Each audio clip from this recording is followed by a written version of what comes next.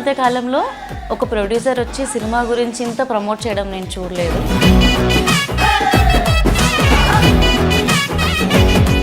ఏమీ తెలియని అమ్మాయికి ఇంత డెప్త్ ఉన్న స్టోరీ నచ్చడానికి కారణం ఏంటి? వంశీ గారు చేసిన మ్యాజిక్ ఏంటి? ఒక విఆర్ స్పెక్స్ పెట్టుకొని కమిటీకూరలో సినిమా చూసినంత అంత జెన్యున్గా అనిపించింది నాకు ఆ నరేషన్.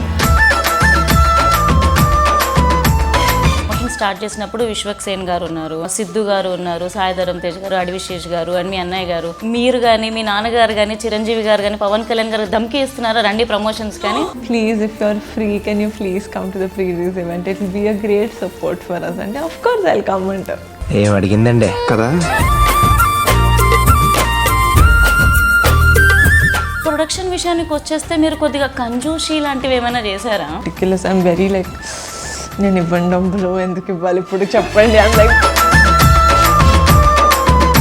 మెగా ప్రిన్సెస్ వచ్చాక full mega family full luck మళ్ళీ మొత్తం తిరిగి వచ్చింది అనిపిస్తుంది. చరణ్కి కూడా నేనే చెప్పాను అనమాట, క్రెడిట్ అందరూ కారాకిస్తున్నారు అంత పాజిటివిటీ రావడానికి, అంటే అంత బుజ్జిదాని మీద అంత ప్రెషర్ అవసరమా అన్నాడు అనమాట.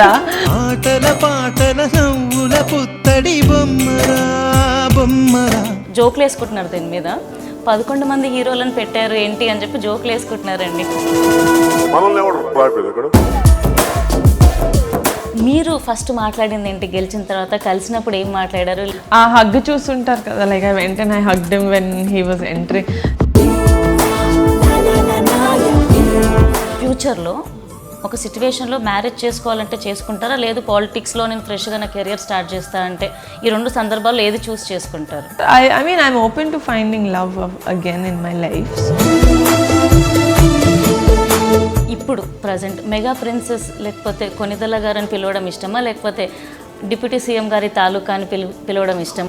Oh wow, this is the most difficult question.